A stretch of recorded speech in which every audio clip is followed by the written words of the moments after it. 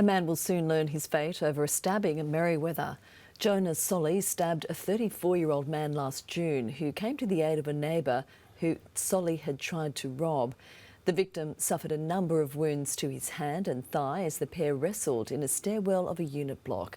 Solly was represented in Newcastle District Court today. He'll be sentenced on July 23. 3 youths have been charged, accused of leading police on a pursuit yesterday that started at Muswellbrook before being terminated at Denman. Security camera footage appearing to show the Volkswagen SUV speeding past homes.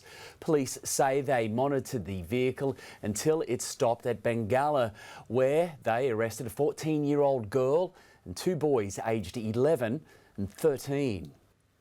Tamworth Council has backed calls for the Banksia Mental Health Facility to be repurposed into a drug and alcohol detox facility.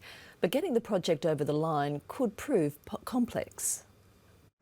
Set to close early next year, the Banksia Mental Health Unit will soon occupy a much bigger space across the road.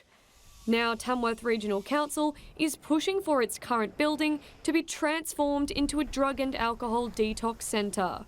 We're a major hub, we're one of the biggest hubs in regional New South Wales, and we don't have this facility to help people who need help. Backing Council's unanimous vote to keep the space, Drug and Alcohol Case Manager Sandy Hawley says demand for support services is only growing. If a person is going to take themselves off of drugs and alcohol, it really needs to be done with medical supervision. With the closest detox and rehabilitation service currently at Freeman House in Armidale. The access to it is hard at times because it's well used. Local MP Kevin Anderson says not having one in Tamworth can prove a significant barrier for those in need of urgent help. They need it immediately, and this facility here would provide that support service for them, otherwise we lose them. Currently owned by New South Wales Health, the future of the Banksia building remains unclear. Hunter New England Health says the future of the Banksia building has not been determined and that it would require significant repairs to meet modern standards for a detox facility. Meanwhile, a petition has been set up by local committee DART to introduce a detox and rehab facility in Tamworth. It currently has just over 1,000 signatures and needs 10,000 to be tabled in State Parliament. In the hope that someone in government will think that Tamworth is worthy of a detox centre and our community gets the welfare assistance it needs. Alex Land, NBN News. NBN News can reveal the Armidale Business Chamber will return by the end of the year. Some of the region's biggest leaders today backing the initiative at a regional chamber forum. A fresh start for New England businesses. Today, politicians and business leaders met in Armidale for the inaugural Regional Chamber Forum. And with it, news Armidale Business Chamber will return after a 3-year hiatus. We know it's on the near horizon and it's something that's been a little bit sadly missed. Armidale Council and Business New South Wales are now calling for businesses to get involved. Advocacy is such an important part for small business and big business. And our chambers are integral to reaching and capturing that advocacy place within their local communities. One of the biggest challenges the Chamber will face are the region's staff shortages and 5% unemployment rate.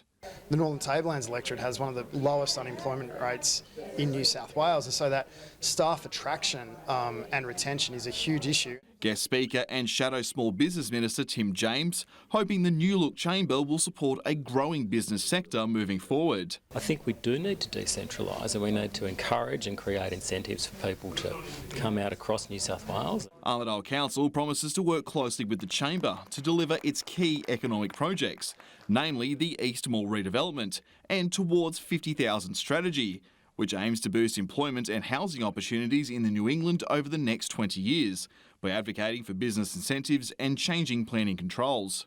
Initially 4,000 jobs will create 10,000 population growth, and then another 4,000 jobs, another 10,000, bringing us towards that 50,000. Interested businesses are urged to contact Business New South Wales. Rob Douglas, NBN News.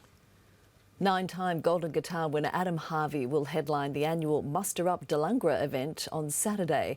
Held at Dulungra Bowling Club, the free event is funded through the Foundation for Rural and Regional Renewal. The Harvey takes to the stage at 7 p.m.